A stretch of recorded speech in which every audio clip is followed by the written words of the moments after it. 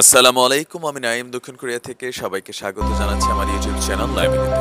যদি ভালো লাগে তাহলে সাবস্ক্রাইব, আর যদি ভালো না লাগে দেখতে থাকুন, দেখতে দেখতে ভালো লাগা ভালোবাসা হয়ে যাবে ইনশাল্লাহ। দর্শক, বহুল আলোচিত সিলেটের এমসি কলেজে হোস্টেল ছাত্রাবাসে যেই আপনার আলোচিত যেই কাণ্ডটা হয়েছিল আমাদের, সেই ধর্ষণ কাণ্ডের পরে আমাদের বাংলাদেশের শিক্ষা মন্ত্রণালয় থেকে স্বপ্রণোদিত হয়ে একটা তদন্ত কমিটি গঠন করা হয়েছিল। নিশ্চয়ই বিষয়টা অনেকেই জ্ঞাত আছেন। তো সেই তদন্ত কমিটির রিপোর্ট আজকে আমাদের হাতে এসে পৌঁছেছে, সেটা নিয়েই কথাবার্তা। আর এখানে গরিব কিভাবে মারা খায় সেটারই একটা বাস্তব ছবি তুলে দেখাবো। এই দেশে বড় বড় চোরদের একটা কমন বৈশিষ্ট্য আছে। যে কোনো জায়গায় ধরেন কোনো দুর্ঘটনা ঘটবে, চুরি হোক, ডাকাতি হোক, লুট হোক, সেইখানে প্রথম ধাপে মারা খাবে ওইখানে যে গরিব কর্মচারী বা ব্যক্তিটা আছে। তো সিলেট এমসি কলেজের এই যে তদন্ত কমিটি, সেটা হচ্ছে আপনার মাধ্যমিক ও উচ্চ মাধ্যমিক স্তরের যে একজন শিক্ষা মন্ত্রণালয় আমাদের ডিপার্টমেন্ট যেটা আছে সেটার একজন পরিচালক শাহেদুল খবের, ওনার নেতৃত্বে 3 সদস্যের একটা তদন্ত কমিটি গঠন করা হয়েছিল যে কেন এই ধর্ষণ, প্লাস হচ্ছে সেখানের অবকাঠামোগত ঝামেলাগুলা কি বা কলেজের ভিতরের পরিস্থিতি কি, সব মিলিয়ে তারা একটা তদন্ত রিপোর্ট দিয়েছেন।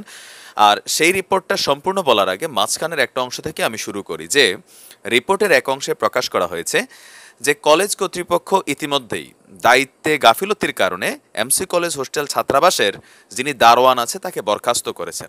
এইটাই হচ্ছে সিস্টেম, ঠিক আছে? দারোয়ানরে বরখাস্ত করবে, কারণ হচ্ছে কি যে তুই কেন পাহারা দিলি না, হ্যাঁ, তুই কেন রাতের বেলা ঘুমাইলি। আচ্ছা, এটা কোনো পাগল ছাগল ছাড়া বিশ্বাস করবে যে একজন দারোয়ান ক্ষমতাসীন দলের এত বড় 5টা 6টা নেতা, তাদেরকে সে বাধা দিবে যে কোনো কাজে? তার তার চাকরি থাকবে নাকি? এটা তো দারোয়ান বাদ দিলাম, যিনি হোস্টেল সুপার আছেন ওনারও তো প্রথমে বরখাস্ত করা দরকার। এই মানে প্রথমেই হোস্টেল সুপার বরখাস্ত হবে, কেননা কলেজ বন্ধ, ছাত্রাবাস বন্ধ। এরপরে 5টা 6টা পোলা এখানে যে আছে, আরো ওরা বিভিন্ন সময় যাতায়াত করছে, এটা দেখার দায়িত্ব কার? যিনি হোস্টেলের সুপার আছেন। তাকে বরখাস্ত না কইরা দারোয়ান একদম 3য় শ্রেণীর বা 4র্থ শ্রেণীর কর্মচারী চাইলেই তারা চটকানা দিয়ে বিদায় করে দেয়, এটাই করছে। সাথে সাথে 2-4টা চটকানা সেখানের হোস্টেল সুপার রে, প্লাস সেই এমসি কলেজ গভর্নিং বডি যারা আছেন বা ওইখানে যারা প্রিন্সিপাল আছেন তাদেরকেও এটা জবাবদিহি করা দরকার যে আপনাদের গাফিলতি নাই, এই সাহসটা কে দিছে ওদেরকে? দারোয়ানের টেলিফোনে পুলিশ আসবে, আপনারা চাইলেই পুলিশ আনতে পারতেন বিভিন্ন সময় যারা অবৈধভাবে ছাত্রাবাস দখল করে রাখছে, এখন আসছেন দারোয়ান বিদায় করতে। তো যাই হোক, আমরা মূল তদন্তে মনোনিবেশ করছি। তদন্ত কমিটির রিপোর্টে যেটা বলা হয়েছে যে এই ধর্ষণটা ছাত্রাবাসে হয়নি।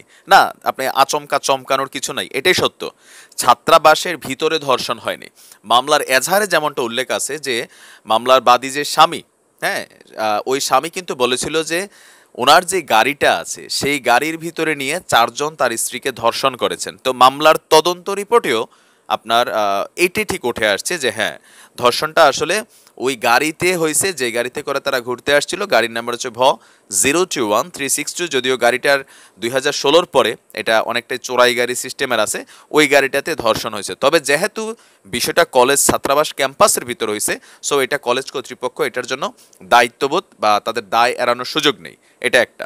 নাম্বার 2, এখানে তদন্ত প্রতিবেদন আরও উঠে আসছে 144 স্কয়ার মাইল সম্ভবত যে এলাকাটা, এখানে আপনার দেখা গেছে যে অনেক অংশেই আসলে সুরক্ষিত বা নিরাপত্তার ঝামেলা আছে। যে টোটাল ক্যাম্পাসটা কোনো কাঁটাতারের বেড়া অথবা ধরেন কোনো দেয়াল বা ভবন দ্বারা আসলে ঘেরাও না, এটা টিলা সম্বিত এলাকা। টিলা তো অনেকে বোঝেন যারা সিলেটের বাহিরের মানুষ, ছোট ছোট এরকম উঁচা নিচা ভূমি, অসমতল ভূমি যেটাকে বলা হয়। তো যার কারণে এই এলাকাতে অবৈধ অনুপ্রবেশ অনেকেরই আছে, চাইলে এখানে ঢুকা যায়।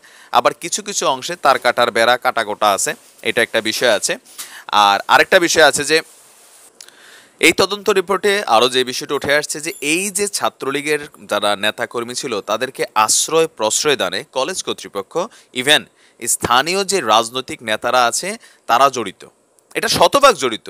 এটা আমি ভাই ছাত্রলীগের রাজনীতি করছি, আপনি ছাত্র দলের করছেন, কেউ ছাত্র শিবিরের করছেন, যারাই ছাত্র রাজনীতি করছে তারা কিন্তু ক্যাম্পাসের ভিতরের বাতাসটা আমরা জানি।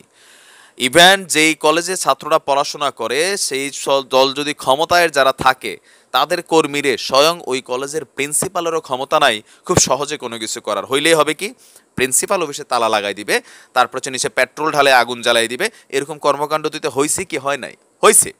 তো এটার জন্য আসলে এখন যারা ওইখানে দায়িত্বশীল আছেন তারা কোথাও না কোথাও ক্ষমতাসীন দল ভাইবা এই ফেভারগুলো দিচ্ছেন, তো তাদের বিরুদ্ধেও ব্যবস্থা নেওয়ার জন্য তদন্ত কমিটিতে আপনার রিপোর্ট বলা হয়েছে যে এখানে এই গাফিলতির পিছনে তারাও দায়ী। পাশাপাশি যারা স্থানীয় রাজনীতির সাথে জড়িত, যেমন ওরা যাদের রাজনীতি করে কয়েকজনের নাম আসছিল, এখন এই দায়ভার টোটালি কেউ এড়াতে পারে না। আর এর পাশাপাশি যেটা এখানে তদন্ত কমিটি মানে এখানে সবচেয়ে বেশি ফোকাস করছে সেটা হচ্ছে উজেরদের শাস্তির বিষয়টা, সেটাও যেন দৃষ্টান্তমূলক শাস্তির ব্যবস্থা করা হয়। আর ধর্ষকদের ডিএনএ টেস্ট এগুলো তো পুলিশি তদন্তে বা মামলার এজাহারে আছে।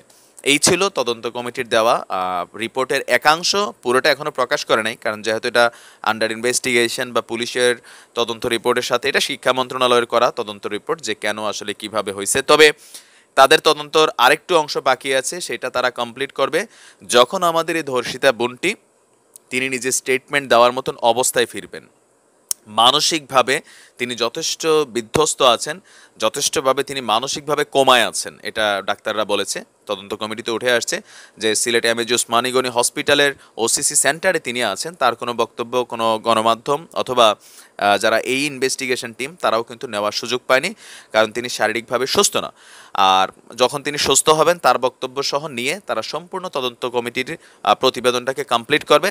আর তার স্বামীর যেই বক্তব্য সেটা সম্পর্কে এখানে বলা হয়েছে যে এজাহারগত নামের ভুলের বিষয়টা এখানে আসছে, এতটুকু পর্যন্তই তদন্ত কমিটির রিপোর্ট ছিল।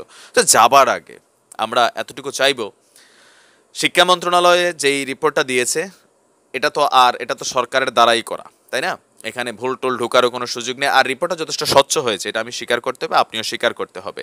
যেহেতু দিনের আলোর মতন সবকিছুই পরিষ্কার, একটা রিকোয়েস্ট থাকবে, রায় হয়তো হয়ে যাবে ওদের ফাঁসি যাবজ্জীবন, এটা হবে, আপনি এটা শিওর থাকেন, হয়তো যাবজ্জীবন নয়তো ফাঁসি। কারণ এই ছাত্রলীগের কর্মীদের বিরুদ্ধে স্বয়ং ছাত্রলীগই দাঁড়াইছে। ইভেন আপনার এই যে এমসি কলেজ ছাত্রলীগ, বাংলাদেশ কেন্দ্রীয় ছাত্রলীগ, তারাও কিন্তু নানান ধরনের অ্যাক্টিভিটিস দেখাচ্ছে। ইভেন আওয়ামী লীগের ভেতরে থাকা যে সাধারণ যুগ্ম সম্পাদক মাহবুবুল হানিফ সাহেব সহ অনেক এমপিরাই আওয়ামী লীগের এটার বিরুদ্ধে ক্ষোভ প্রকাশ করেছেন, তারা তাদের বিভিন্ন বর্ণনাতে এগুলা নিয়ে আসছেন। তো সবাই মিলা এই 6 জনের দিয়ে আসেন আমরা যাত্রা শুরু করি, এগুলারে দিয়েই আসলে একটা এক্সাম্পল সেটের সময় চলে আসছে। আমি প্রত্যেকটা ভিডিওতে এই কথা বলি, কিন্তু কোনো এক অজানা কারণে প্রশাসনে যারা আছেন তারা তো আইনের বাইরে কোনো কাজ করার সুযোগ নেই। তবে এই দেশে বিভিন্ন সময় ক্রস ফায়ার হয়। এই যে সাইফুর রহমান নামক সন্ত্রাসী যে এই মামলার প্রধান আসামি, তার রুম থেকে দেশীয় বিদেশি অস্ত্র উদ্ধার করা হয়েছে। আরও আমার ধারণা কোথায় অস্ত্র থাকতে পারে, হ্যাঁ, ওদেরকে নিয়ে অস্ত্র উদ্ধারে যাওয়া হোক, সেখানে তাদের সাথে থাকা সহযোগীরা উৎপেতে পুলিশের উপর হামলা চালালে যেন ক্রস ফায়ার দিয়ে দেওয়া হয়। ক্রস ফায়ার দেওয়াটা খুব জরুরি। নতুন ধর্ষণের আইন এটা করেন প্লিজ প্লিজ প্লিজ। মাননীয় প্রধানমন্ত্রী, আপনার কাছে একটাই রিকোয়েস্ট, বা যারা আওয়ামী লীগের প্রেসিডিয়াম কমিটির সদস্য আছেন, দল ক্ষমতায়, এর থেকে বড় সুযোগ আর নাই। চাইলে একটা হিরো হওয়া যায়, সেই হিরোটা ইনশাল্লাহ আপনারা হয়ে যাবেন এই ধর্ষকদের বিরুদ্ধে নতুন একটা আইন ব্যবস্থা সিস্টেম আর একটা দৃষ্টান্তমূলক শাস্তির মাধ্যমে। ভালো থাকুন, সুস্থ থাকুন। আসসালামু আলাইকুম রহমতুল্লাহ।